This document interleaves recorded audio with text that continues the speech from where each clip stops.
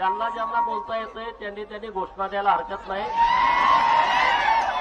छत्रपती शिवाजी महाराज की, धर्मवीर छत्रपती संभाजी महाराज की, भारत माता की, पुण्यश्लोक अहिल्यादेवी होळकरांचा, महात्मा बसवेश्वर महाराजांचा, लोकशाही अण्णाभाऊ साठेंचा, विश्वरत्न महामानव डॉक्टर बाबासाहेब आंबेडकर की, राजे उमाजी नाईकांचा, महात्मा ज्योतिबा फुलेंचा,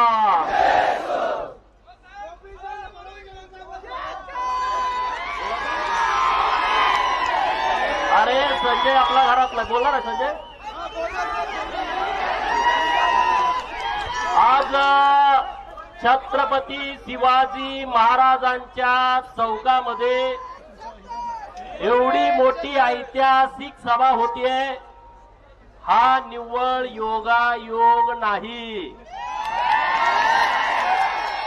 हा निव्वळ योगायोग नाही, काहीतरी दैवी संकेत आहेत। छत्रपती शिवाजी महाराजांनी या महाराष्ट्रातल्या 18 पगड जातींना, 12 बलुतेदारांना, भटक्या विमुक्तांना, मायनर ओबीसींना, गरीब मराठा समाजाच्या मावळ्यांना सोबत घेऊन हिंदवी स्वराज्य स्थापन केलं। आता आपल्याला सर्व समाजाला बरोबर घेऊन जत विधानसभा मतदारसंघामध्ये 1,00,000% परिवर्तन करायचं आहे। करायचं की नाही? नक्की ना? मित्रांनो, महाराष्ट्राच्या विधानसभेची निवडणूक लागली आणि उमेदवारांच्या याद्या यायला लागल्या, पण सगळ्यांचं लक्ष जत मध्ये काय होणार, जत मध्ये काय होणार, जत मध्ये काय होणार। तुम्हाला पण काळजी लागली होती का नाही सांगा?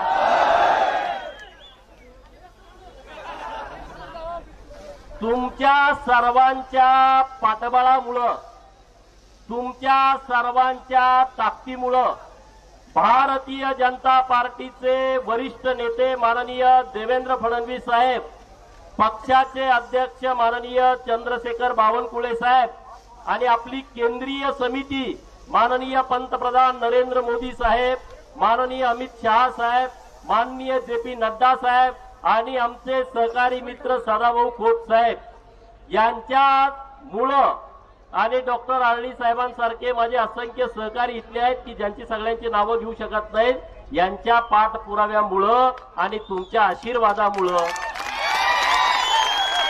मला जत विधानसभा मतदारसंघामध्ये उमेदवारी मिळालेली आहे, की मी माझं भाग्य समजतो। मला एक मोठी संधी दिली आहे, त्या संधीचं सोनं करण्याची क्षमता माझ्यामध्ये आहे। फक्त तुम्ही सगळ्यांनी जर आशीर्वाद दिले, देणार ना? नक्की देणार ना? बघा, हे सगळे प्रस्थापित आहेत ना महाराष्ट्रातले, ते प्रस्थापित मस्तवाल झालेले आहेत, ते प्रस्थापित माजलेले आहेत। राजसत्ता आपल्याला कशासाठी पाहिजे? महात्मा बसवेश्वरांच्याकडे राजसत्ता आली म्हणून त्यांनी त्या सत्तेचा वापर करून धर्मसत्ता प्रस्थापित केली। हे तुम्ही लक्षामध्ये घ्या। कपाळावरती जो आडवा भस्माचा जो आडवा पट्टा आहे, तो पट्टा त्याचं जतन आपल्याला करायचं आहे। भंडारा पण आपण आडवा लावतो आणि आपल्याला भस्म पण आपण आडवा लावतो। आपण कुणाच्या आडवा जात नाही, आपण कुणाच्या आडवा जात नाही, पण आपल्या कुणी आडवा आलं तर आपण सोडतही नाही, हा त्याचा उच्च नीचतेचा जो भेदभाव होता तो महात्मा बसवेश्वरांनी संपून टाकला। आपल्याला काय करायचं आहे? आपल्याला जे आता प्रस्थापित लोक झालेले आहेत, आमदार खासदार मंत्री, वारंवार त्याच घरामध्ये सत्ता येते, अशा लोकांना आपल्याला उचलून थोडं बाजूला ठेवायचं आहे। पण छत्रपती शिवाजी महाराजांच्या काळामध्ये तलवारी घेऊन लढाई लागत होत्या, बरोबर का? तोफ गोळे वगैरे वापरायला लागत होते. आता काय तुम्हाला तलवार बंदूक पिस्तूल घ्यायची गरज आहे का? नाही आहे. डॉक्टर बाबासाहेबांनी आपल्याला इतकं मोठं शस्त्र दिलंय की तुमच्या या बोटामध्ये इतकी ताकद दिली आहे. या बोटाला तुम्ही तांब्या तर उचलू शकता का? एका उचलू शकता का? या नुसत्या एका बोटानं तुम्ही नाव तर लिहू शकता का? 2 बोटं लागते. पण बाबासाहेबांनी एका बोटामध्ये इतकी ताकद दिली की तुम्ही कुठल्याही प्रस्थापिताला घरात बसवू शकता. तुम्हाला बंदुकीनं गोळ्या मारून लढायला जायची गरज नाही.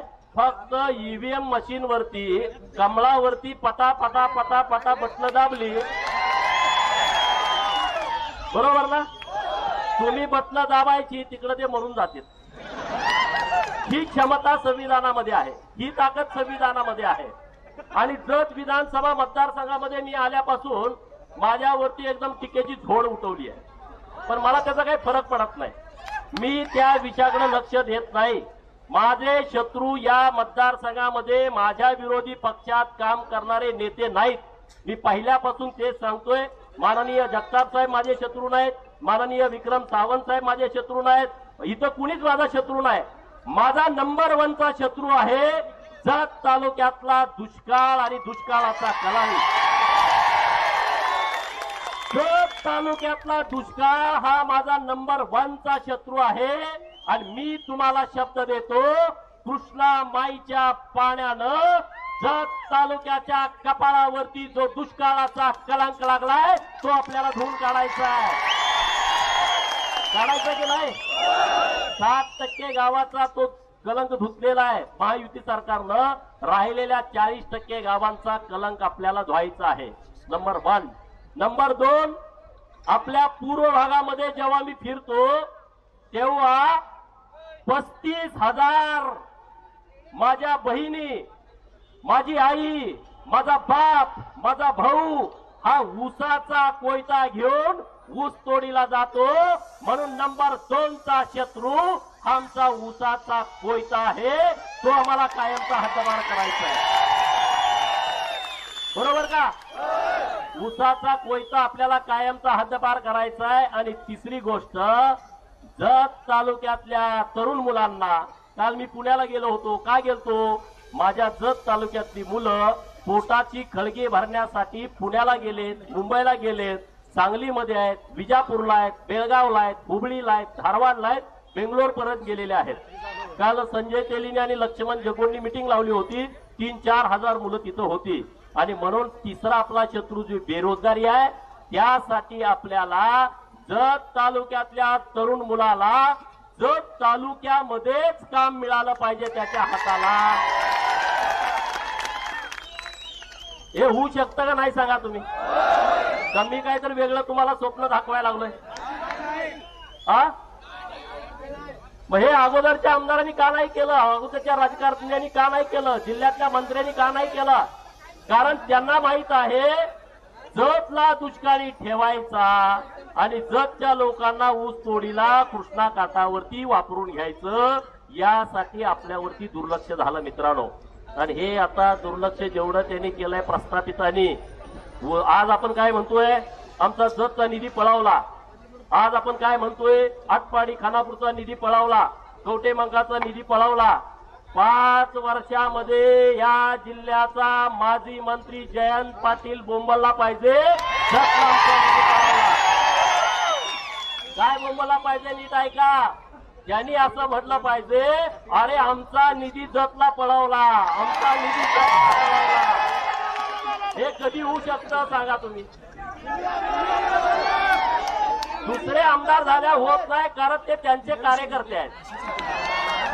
कुणी पतंगराव साहेबांचं कार्यकर्तं, कुणी आर पाटलांचं कार्यकर्तं, कुणी जयंतरावचं कार्यकर्तं, म्हणजे सगळे कार्यकर्ते आहेत. जिल्ह्यात त्यांचे नेते आहेत. त्यामुळे आपल्या ताटातलं ते पळवून नेतात. माझा जिल्ह्यात नेता आहे का? सगळ्यांचा आवाज आहे का माझा नेता? त्यामुळे आपल्यावर कुणी दबाव टाकू शकतं का? आपल्या हिच्याचं आपण हिसकावून आणू शकतो की नाही? आणि मागच्या 50 वर्षात आपलं दुष्काळी पट्ट्याचं ज्यांनी हिसकावलंय त्यांचं पण मी हिसकावून आणू शकतो की नाही? तोपर्यंत हिशोब बराबर होणार नाही, जोपर्यंत कॅल्क्युलेटर मध्ये इस्लामपूरचा निधी आणि जतचा निधी समान होणार नाही. बरोबर की नाही? आपलं वैयक्तिक भांडण नाही जयंतरावशी. माझं भांडण कासाठी आहे, जयंतरावच्या कार्यकर्त्याच्या गोट्याला सुद्धा डांबरी रस्ता आहे. माझं भांडण काय आहे, पतंगराव साहेबांच्या कार्यकर्त्याच्या शेतात जायला पण डांबरी रस्ता आहे.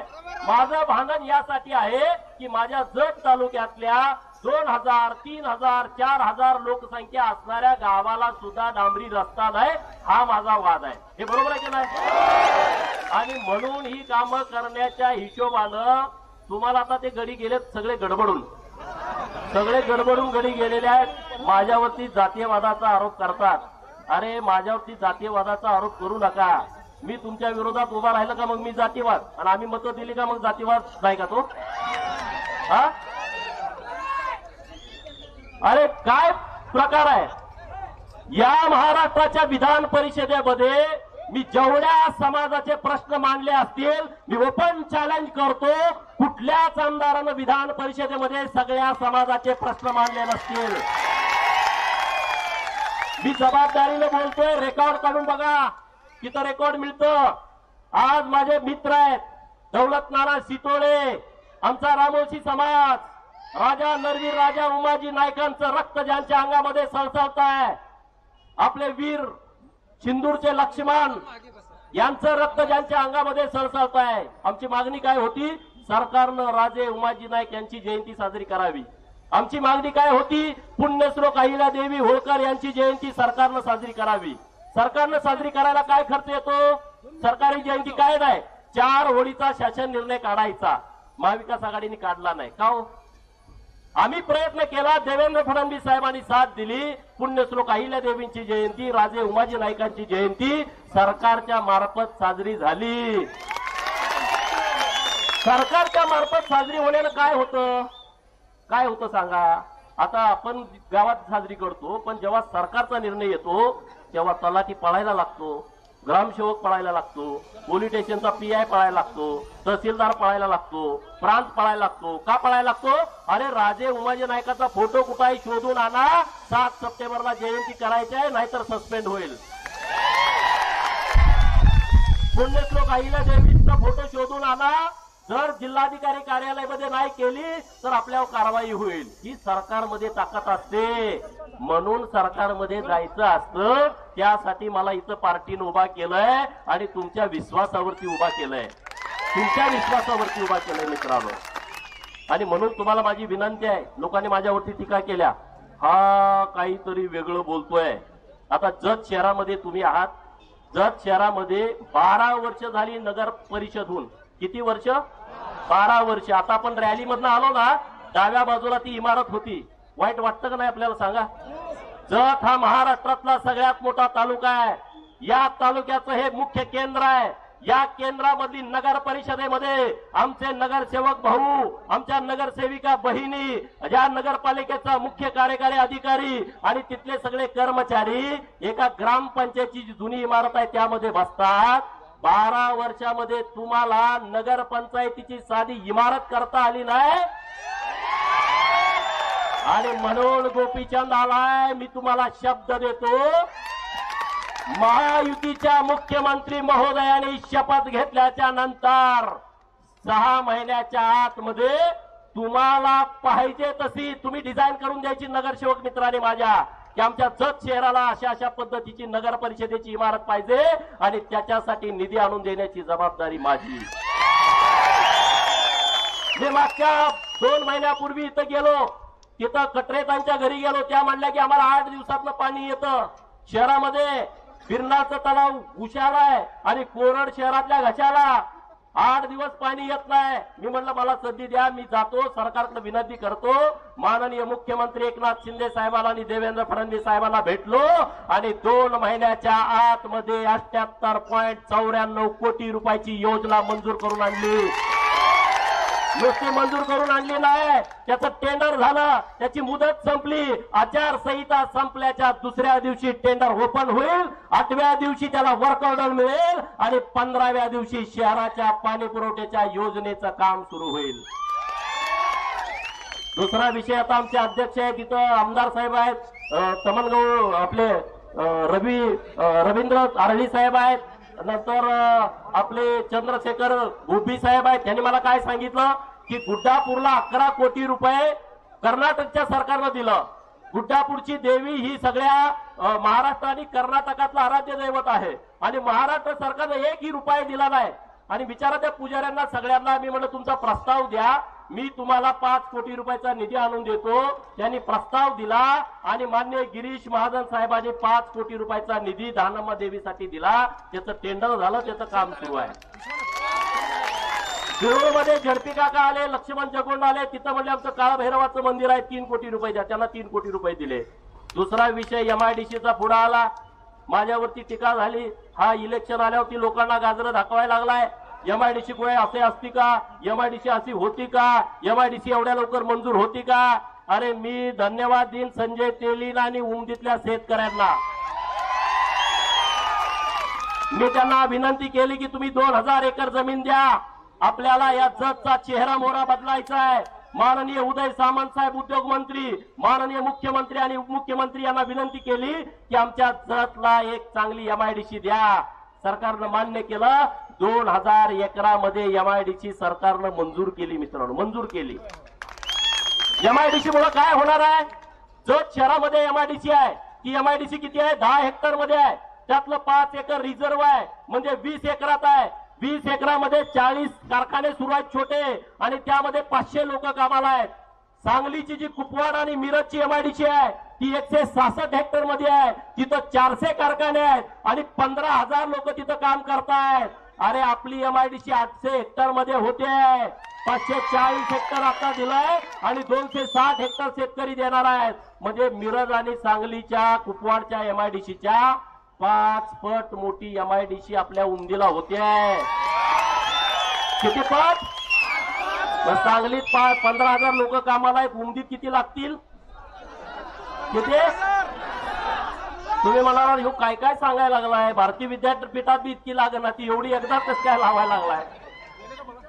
मी तुम्हाला सांगतो, डॉक्टर बाबासाहेब आंबेडकरांच्या संविधानाला, छत्रपती शिवाजी महाराजांच्या इतिहासाला, नरवीर राजे उमाजी नायकांच्या पराक्रमाला, पुण्यश्लोक अहिल्यादेवी होळकर यांच्या धर्मनीती आणि राजनीतीला, महात्मा बसवेश्वरांच्या शिकवणीला आणि संत सेवालाल महाराजांच्या शक्तीला आणि बिरोबाच्या भक्तीला स्मरून मी तुम्हाला सांगतोय की जत तालुक्यामध्ये मला महाराष्ट्राची ग्रामीण भागातली उद्योग नगरी करायची आहे. त्यासाठी तुम्ही मला साथ द्या.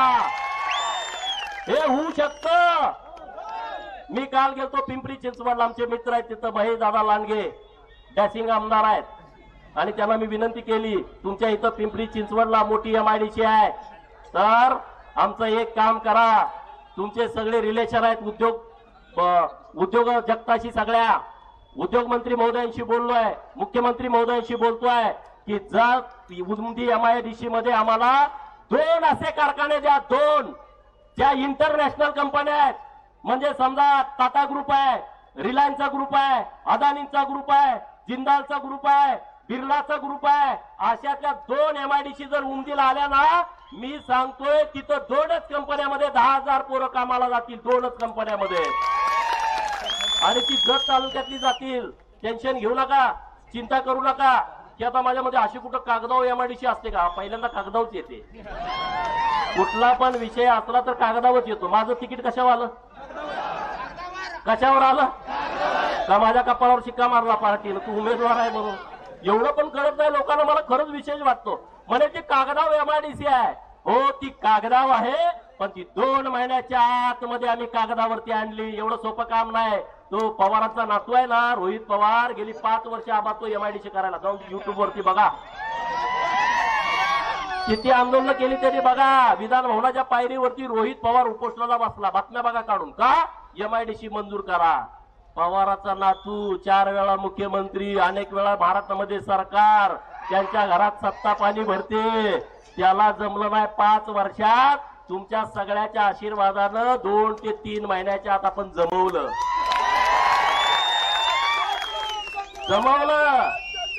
या शहरामध्ये अनेक रस्ते दिलेत, या शहरामध्ये गटारे दिलेत, अनेक समाजांना सभा मंदिर दिलेत.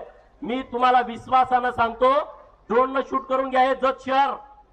माझ्या जतच्या सगळ्या मित्रांना, काँग्रेसवाल्यांना पण माझं सांगणं आहे, हे जत शहर सगळं ड्रोन शूट करून घ्या. मी आज उमेदवारी अर्ज दाखल केला आहे आणि 2 वर्षानंतर, 1 वर्षानंतर, 3 वर्षानंतर, 4 आणि 5 वर्षानंतर दरवर्षी तुम्ही या शहराचं ड्रोन शूटिंग करून घ्या. एका बाजूला मी दाखवेल 2028 तारखेला ऑक्टोबरला मी अर्ज भरताना हे शहर असं होतं आणि 28 ऑक्टोबर 2025, 26, 27, 28, 29ला एवढा बदल करून टाकला. हे मी तुम्हाला पुरावे दाखवतो, पुरावे. बरोबर आहे ना? जतच्या विस्तार भागातल्या सगळ्या लोकांना माझी विनंती आहे, तुम्हाला रस्ता नाही दिला अजून, तुम्हाला पिण्याचं पाणी नाही, तुमच्याकडे गटारी नाही, मी देतो ना. कशाला चिंता करताय? सरकार तुमच्या पाठीमागे उभा करतो.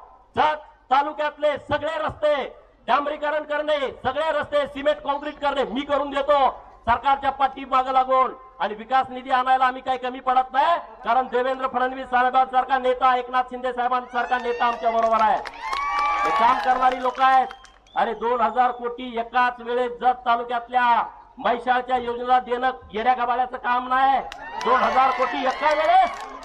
गाव जयंत पाटील साहेब होते ना, पालकमंत्री होते, जलसंपदा खात्याचे मंत्री होते, म्हणे 9 वेळा त्यांनी अर्थसंकल्प मांडला महाराष्ट्राचा. किती वेळा? 9 वेळा. महाराष्ट्राचं गेल्या बजेट आहे 7.5 लाख कोटीचं. किती? 7.5 लाख कोटीचं. आपल्याला किती पाहिजे होते? 2000 कोटी. नाही मिळाले.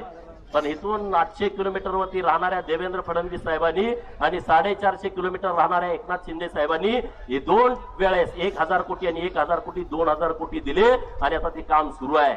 मित्रांनो, तुम्ही लक्षात घ्या कशा पद्धती काँग्रेसवाल्यांची मानसिकता चुकीची आहे. हे इंग्रजांनी स्थापन केलेली पार्टी आहे, लक्षात घ्या तुम्ही.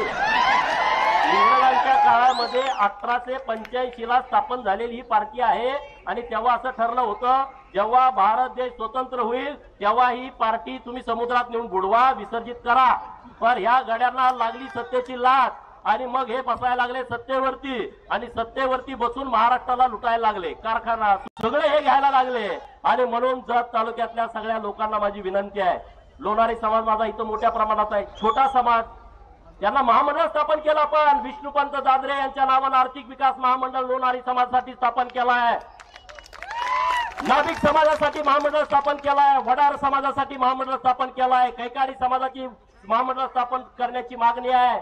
माझा बंजारा समाज इथं राहतो जत तालुक्यामध्ये. श्री संत सेवालाल महाराजांच्या मंदिराचा जीर्णोद्धार करण्यासाठी सरकारनं 500 कोटीचा आराखडा तयार केला आणि तिथं काम निम्म पूर्ण झालेलं आहे, निम्म काम पूर्ण झालेलं आहे. एक ना अनेक विषय सरकारनं केलेले आहेत. आणि म्हणून माझी तुम्हाला विनंती आहे, आता मला उमेदवारी दिली आहे, डॉक्टर साहेब आहेत, दिग्विजय दादा आहेत, नामत साहेब आहेत, सगळे संजय तेली साहेब आहेत, सुनील भैया, एक तर पवार आपल्या बाजूला पाहिजे ना, सुनील भैया एकदम ताकदीने आपल्या बरोबर आहे, सुजाता पाटील मॅडम. मी जेव्हा राजकारणात पहिल्यांदा आलो 2007 ला महादेव जानकर साहेबांच्या सोबत त्यांचा प्रचार करायला मी आलो होतो, त्या तेव्हा नशीबवान ठरल्या, निवडून आल्या आणि तेव्हा मला वाटतं सभापती झाल्या महिला बाल कल्याणच्या. सुभाष गोपी साहेब आहेत, अकाराम दादा पीळ देऊन इथं आहेत पहिल्या दिवसापासून माझ्यासोबत, अभिजित चव्हाण, कितीतरी नावं घेता येतील. एवढी सगळी लोक माझ्या बरोबर आहेत. चंद्रशेखर गोपी सारखा सिनियर माणूस माझ्या सोबत आहे, तरी पण वाटो म्हणे लिंगायत समाज यांच्या बरोबर नाही. अरे कसं काय असं होईल? मी सांगतो, लिंगायत समाजाला माझी विनंती आहे, आपल्याला एक महाराष्ट्रातलं वेगळं गणित मांडायचं आहे 2024 ला आणि त्याचा परिणाम तुम्हाला 29 ला दिसेल. गरीब मराठा समाजाच्या पोरांना माझी विनंती आहे की जे आता माझ्या बरोबर ताकदीनं उभा आहेत त्यांचा कुठंही अपमान होऊ देणार नाही. दिग्विजय भाई अजिबात चिंता करू नका, मनात अजिबात काही ठेवू नका. माझा पण स्वच्छ आणि स्पष्ट स्वभाव आहे, तुम्ही अजिबात चिंता करू नका. शहरातली सगळी मंडळी आहेत, सगळे नगरसेवक आहेत शहरातले, जे माझ्या बरोबर ताकदीनं आले त्या सगळ्यांचं मी मनापासून आभार व्यक्त करतो. आणि तुम्ही सगळेजण आला आज बऱ्यापैकी वातावरण टाईट झालंय. म्हणजे पार्टीकडे सुद्धा मेसेज गेला ना. पार्टीला पण वाटत होतं माझं काही तिथं आहे का नाही, माझ्याबरोबर लोक आहेत का नाही. आज तुम्ही खरं माझी आबरू वाचवली बरं का. सदाभाऊ कालपासून इथं बसूनच होते. सदाभाऊ आता गेले शिराळ्याचा अर्ज भरायला. तुम्ही चिंता करू नका, विकासाला निधी कमी पडणार नाही. मी परवा बंजारा तांड्यावरती गेलो, काय सुविधा नाहीत, काही सुद्धा सुविधा नव्हत्या तांड्यावरती. कुणाकडे जायचं आहे का, इथं मुलं आहेत. मी तुम्हाला सांगतो, तुमचे 5 स्टार तांडे करून देतो मी. माझ्या बरोबर राहा तुम्ही. लोक बघायला येतील, लोक बघा. मला दुसरं काहीच काम नाही मित्रांनो. मी एकदम मोकळा माणूस आहे. मला काही कारखाना घ्यायचा नाही, काय करायचं. काल माझ्यावर म्हणे आरोप केले भ्रष्टाचाराचा. अरे गोपीचंद वरती भ्रष्टाचाराचा आरोप करून गोपीचंद थांबत असतो काय. मर्सडीज गाडीला ब्रेक आहे, पण गोपीचंदच्या गाडीला ब्रेक नाही. BMW ला, रेंज रोव्हरला ब्रेक आहे, पण इकडे बिन ब्रेकची गाडी आहे. पण ती कुणाच्या पण अंगावर जात नाही. जिथं पाहिजे तिथंच अंगावर जाते. त्यामुळे इथं मला सगळे विरोध करतायत, ते माझे भाऊ आहेत. मी त्यांच्याकडे लक्ष देत नाही. त्यांना मी विरोध करणार नाही. त्यांनी उद्या जरी शिव्या दिल्या, मला माहिती आहे मला शिव्या पण देणार आहेत उद्यापासून, पण मी त्यांच्याकडे लक्ष देत नाही. माझे वैचारिक शत्रू वेगळे आहेत. ज्यांनी तुमचं नुकसान केलं, ज्यांनी तुमच्यावरती अन्याय केला, ज्यांनी आपली सत्ता घेतली, मतं घेतली आणि आपल्या तालुक्यावरती अन्याय केलाय, ते आमचे शत्रू आहेत. ते वैचारिक शत्रू आहेत आणि त्यांना आम्ही विचारानं त्यांना टक्कर देणार आहोत. आणि त्यामुळे तुम्ही सगळेजण ताकदीन आला.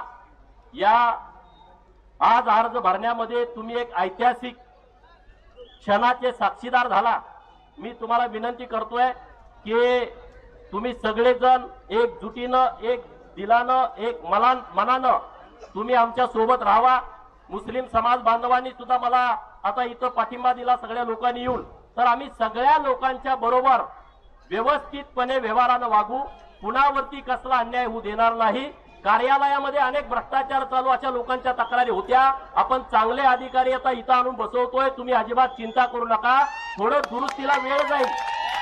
आता प्रांत साहेब चांगला माणूस आणलाय, तहसीलदार नवीन इथं चांगले आलेले आहेत, सगळं व्यवस्थित बीडीओ साहेब चांगले आलेले आहेत आणि एखादा दुसरा अधिकारी जरा कळ काढायला बघतोय. पण त्यांना सांगतो असल्या काही भानगडीत पडू नका. हे तुम्ही कुणाच्या आमदारांचं, माजी मंत्र्याचं ऐकून जर तुम्ही भानगडीत पडला तर बिचाऱ्यानं तुमचं खूप हाल होतील. त्या भानगडीत तुम्ही लपड्यात आमच्या पडू नका. या लपड्यामध्ये पडला तर ते अडचणीचं होऊन जाईल. म्हणून त्यांना माझी विनंती आहे, जत तालुक्यातल्या कुठल्याही माणसाला त्रास द्यायचा नाही, त्याच्याकडून पैसे मागायचे नाहीत. जे सरकारचं कायद्याप्रमाणे काम आहे ते त्याला करून द्यायचं. आणि आपल्याला 1 वर्षाच्या आतमध्ये जत ग्रामीण भागामधले सगळे जे पानंद रस्ते आहेत, तुमच्या शेताला जाणारे रस्ते, हे सगळे रस्ते आपल्याला रोजगार हमीतनं करून घ्यायचे आहेत. हे ध्यानात ठेवा. सगळे रस्ते रोजगार हमीतून आपल्याला करून घ्यायचे आहेत. त्यासाठी अधिकाऱ्यांना मी पाठबळ देणार. जे कोणी लोक तक्रारी वगैरे करते त्याला विनंती करणार. पण रोजगार हमी हा एकमेव पर्याय आहे की सगळे रस्ते आपले होऊ शकतात. त्यासाठी आपण ताकद तुमच्या बरोबर उभा करतो. तुम्ही चिंता करू नका. विनंती माझी एवढी आहे, मी लय वेळा निवडणुका लढलोय. 2009 ची विधानसभा, 2012 ची जिल्हा परिषद, 2014 ची विधानसभा, 2019 ची लोकसभा, 2019 ची विधानसभा. आता माझी 6वी निवडणूक आहे डॉक्टर साहेब. आता जर तुम्ही मला निवडून नाही दिला, मला घरातच बसावं लागेल. बरोबर का नाही सांगा. काय काय माणसं एकदम म्हातारी झाल्यामध्ये माझी शेवटची निवडणूक आहे. पण आता जर तुम्ही मला जनतेतनं निवडून नाही दिला, कारण मला जे नुसता बोलतोय याला लोक निवडून देत नाहीत. माझी तुम्हाला हात जोडून विनंती आहे, एक संधी मला द्या, एक चान्स तुम्ही मला द्या. या जतचं नाव जर महाराष्ट्रभर मी नाही केलं तर माझं नाव बदलून ठेवेन मी. आणि सांगलीचं सगळं राजकारण आहे ना, सांगलीचं सगळं राजकारण जिल्ह्याचं आहे ना, ते जत मधलं होईल एवढी क्षमता जत तालुक्यामध्ये आहे की नाही. खरं सांगा. 9 जिल्हा परिषद गट. अरे तुमचंच यायला पाहिजे ना सगळं. तुम्हाला विचारून जिल्ह्यात व्हायला पाहिजे. आम्ही तिथं म्हणतो आम्हाला एक सभापती पद द्या. नाही, आम्ही ठरवणार. आमचा तालुका ठरवणार, आमच्या इथली पोरं ठरवणार, इथले मतदार ठरवणार. इतकी ताकद जत तालुक्यामध्ये आहे. तुम्ही आमचा आतापर्यंत वापर करून घेतला, इथून पुढे वापर होऊ दिला जाणार नाही. आणि महाराष्ट्रामध्ये महायुतीचं सरकार परत येणार आहे मित्रांनो. काय येणार आहे? अनेक योजना केल्या आपल्या सरकारनं. कोतवालांचं मानधन वाढवलं, पोलीस पाटलांचं मानधन वाढवलं, अंगणवाडी ताईचं मानधन वाढवलं, मदतनीस ताईचं मानधन वाढवलं, कंत्राटी ग्रामसेवकाचं मानधन वाढवलं, शिक्षण सेवकाचं मानधन वाढवलं, रोजगार सेवकाला 8,000 नव्यानं मानधन देण्याचा निर्णय सरकारनं घेतला. होमगार्डांना 10 ते 80 रुपये दिवसाला पगार द्यायचा आणि त्याला 180 दिवस काम देण्याचा निर्णय घेतला. अनेक निर्णय. आणि त्यात सगळ्यात उच्चांकी झाला शेतकऱ्यांची वीज बिल माफ केली सरकारनं. 65,000 कोटी रुपये सरकारनं तुमचे भरलेत. किती? 65,000. कुणा नावावर लाईट कनेक्शन आहे? हात वर करा. बिल थकीत किती होतं तुमचं? 1 लाख, 1.5 लाख, 2 लाख. आता तुमच्या बिलावर 00 आलं का? आलं का? हात वर करून सांगा. 00 आलं का? अरे देवेंद्र फडणवीस साहेब आहेत म्हणून आपलं 00 झालं. 3 सिलेंडर मोफत. किती? 3 सिलेंडर. हम दो हमारे दो ला 3 सिलेंडर वर्षभर पुरते की नाही? हम दो हमारे दोन कोण कोण आहे? हात वर करा. सिलेंडर पुरतंय ना 4 महिने. ही योजना आणली आपल्या सरकारनं. आपलं सरकार बुद्धिवान आहे. बिंडोगांचं सरकार काँग्रेसवाले असतात. एसटी मध्ये 50% महिलांना सूट दिली आपण आणि कर्नाटक सरकारनं 100% सूट दिली की आता एसटी बंद पडत आली आहे, पगार पण होत नाही आणि आपली एसटी 50% महिलांना सूट दिल्यामुळं फायद्यात आली असं सरकार लागतं. आणि तुम्ही जरी काही गडबड केली तरी लाडक्या बहिणी मुख्यमंत्री आणि उपमुख्यमंत्री महोदयांना सोडून जाणार नाहीत. बरोबर का? त्या जाणार नाहीत. 7% सर्वे वाढलाय महाराष्ट्रातला. त्यामुळं पवारांचा पतंग कट झालाय. वरच्यावरच उडायला लागला. खाली येऊ शकत नाही. जातीयवादाचं राजकारण, जातीय तेढ निर्माण करून आम्ही सत्तेत जाऊ हे स्वप्न त्यांनी बघू नये. आणि बहुजनांची सगळ्यात जबाबदारी आहे महायुतीच्या सरकार बरोबर ताकदीनं राहणं. जत तालुक्यातल्या लोकांना माझी विनंती आहे, हात जोडून विनंती आहे, एक संधी तुम्ही महायुतीला द्या. महायुतीचा मुख्यमंत्री महाराष्ट्रामध्ये होणार आहे. तिथं आमदार म्हणून तुम्ही मला पाठवा. मी निश्चितपणे त्या संधीचं सोनं करेन आणि जतचा चेहरा मोहरा बदलण्यासाठी पुढची 5 वर्ष प्रयत्न करेन. एवढंच या निमित्तानं सांगतो. एवढ्या मोठ्या संख्येनं तुम्ही आला त्याबद्दल डॉक्टर आळणी साहेबांच्या वतीनं, कारण ते आमचे इन्चार्ज आहेत सगळ्या बाबतीमध्ये, तर त्यांच्या वतीनं भारतीय जनता पार्टी महायुतीचे सगळे पक्ष, सगळ्या पक्षांचं मी मनपूर्वक आभार व्यक्त करतो आणि थांबतो. आवाज माणदेशाचा, माणदेशातील प्रत्येकाचा.